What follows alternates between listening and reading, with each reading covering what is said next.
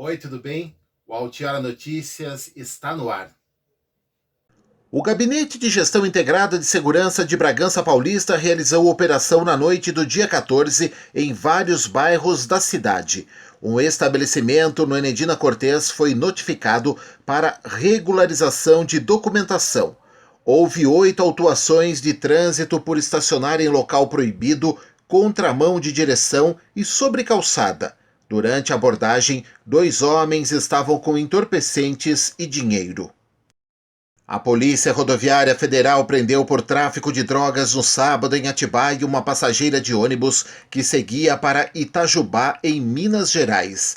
A fiscalização no quilômetro 47 abordou o ônibus interestadual. A passageira de 27 anos alegou que estava indo pela primeira vez para a cidade mineira e iria conhecer uma pessoa, mas não soube informar o nome e o endereço da mesma.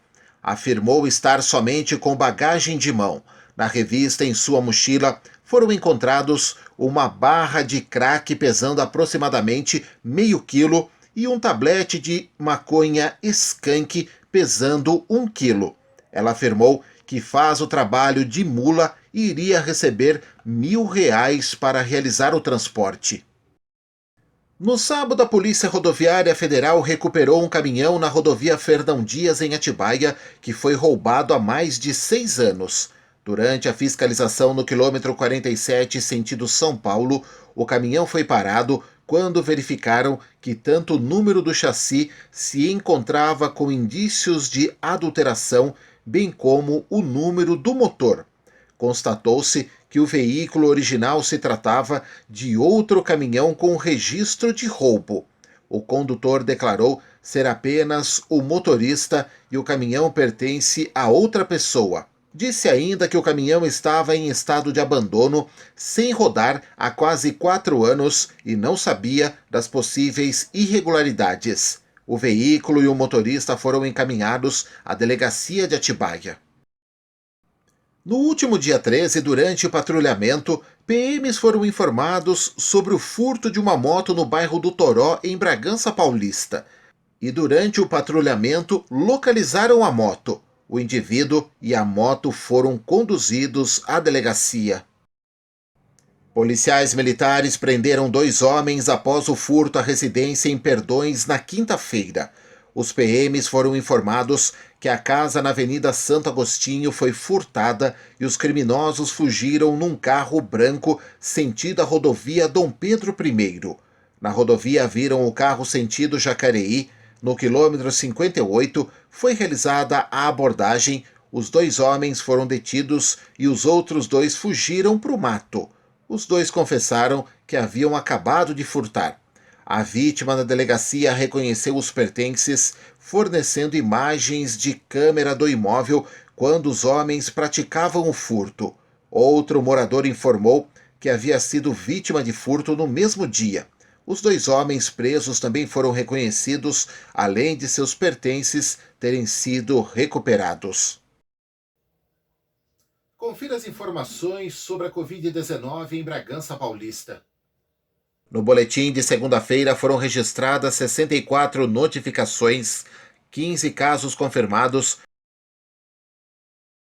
64% é a taxa de ocupação de leitos de UTI, 26.882 casos confirmados, com 26.060 recuperados, 574 óbitos, 21 exames estão em análises e nenhum óbito em análise. Estão testados 92.092 pessoas, com 65.189 testes negativos. Estão vacinados 146.027 pessoas que receberam a primeira dose e 117.422 imunizados completamente. A Zeladoria de Atibaia tem realizado a pavimentação de 25 vielas em diferentes bairros da cidade. A Secretaria de Serviços prevê que mais 15 sejam pavimentadas até o final do ano, totalizando 40 vielas contempladas. As 25 vielas concluídas na primeira etapa estão nos bairros do Imperial 6, Cerejeiras 2, Atibaia Jardim 5, Tanque 3, Rosário 2, Portão 4, Rio Acima 1, Jardim do Trevo 1 e Alvinópolis 2, também 1. O Altiara Notícias traz as vagas de empregos do PAT em Bragança. O PAT de Bragança Paulista está com vagas disponíveis até o dia 19.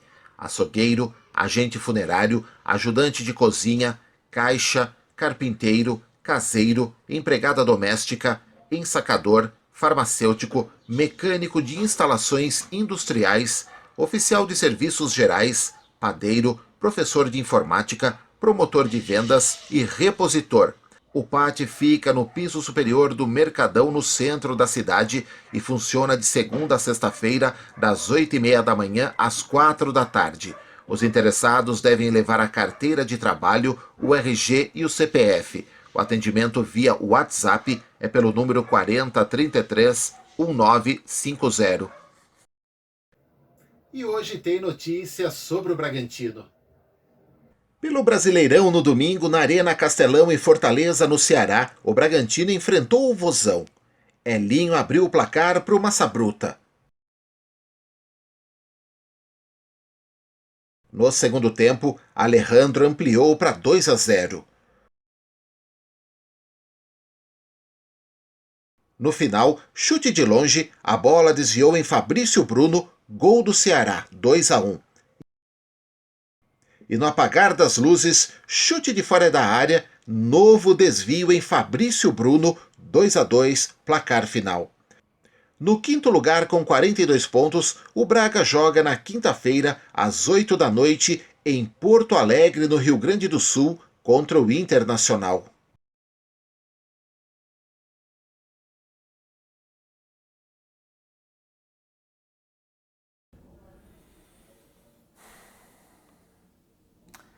Eu acho que a gente, dentro de todas as circunstâncias, fez um grande jogo e eu não posso reprovar os meninos. A gente começou com um time com média de idade de 22,4, terminou com um time com 21,8 de idade.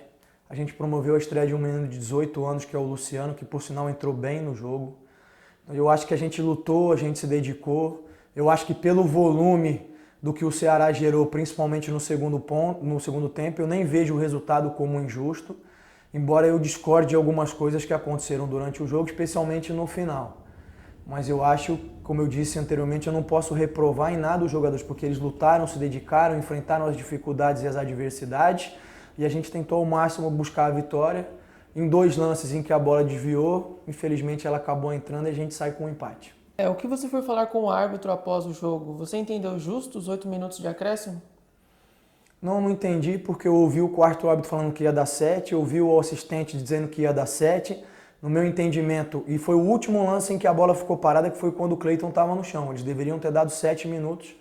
Assim como eu acho que quando o Gabriel Novaes arranca com a bola, o jogador do Ceará tenta acertar ele sem bola para matar o lance. Por mais que ele tenha dado vantagem, depois ele teria que parar o jogo para dar o cartão, o amarelo ou o vermelho. E ele não fez isso. Mas enfim, não estou dizendo que isso é justificativa para o resultado, mas eu acho que foram decisões ruins. Outra coisa que me preocupa é que a gente esteve perdendo poucas vezes nesse campeonato, mas em nenhum momento a gente teve 8 minutos de acréscimo. E aí quando a gente vai jogar contra o Corinthians é 8 minutos, contra o Ceará é 8 minutos. Quando a gente jogou aqui em Fortaleza contra o Fortaleza, nós estávamos perdendo de 1-0, não nos foi dado 8 minutos. Então eu não entendo os critérios. Eu acho que se o jogo foi parado em alguns momentos, houve as trocas de substituição, no máximo 5, 6 estava mais do que de bom tamanho. Não entendi o critério e não concordo com ele. Barbieri, mesmo com tantos desfalques, o Braga apresentou um bom futebol. Qual a sua avaliação da partida e se o entendimento do elenco do Braga ao modelo do jogo facilita a busca dos resultados? Sim, eu acho que facilita, a gente procura inserir todo mundo dentro do modelo, fazer com que todo mundo consiga ter o mais próximo possível de entendimento da função que vai exercer em campo. Apesar de que hoje foi necessário a gente fazer algumas improvisações, precisei colocar o Everson numa posição um pouco mais adiantada, que não é a função dele de lateral, o Cristiano a mesma coisa pela direita. Precisei colocar o Gabriel um pouquinho mais por dentro junto com o Alejandro. Eles entenderam bem, tentaram cumprir bem dentro do que foi possível. Eu acho que as pessoas têm dito pouco isso e eu gostaria que isso tivesse em conta o que esse grupo de jogadores vem fazendo com essa média de idade, enfim, promovendo os jovens, ninguém fez no Campeonato Brasileiro. Nós ficamos por aqui. Voltamos a qualquer momento.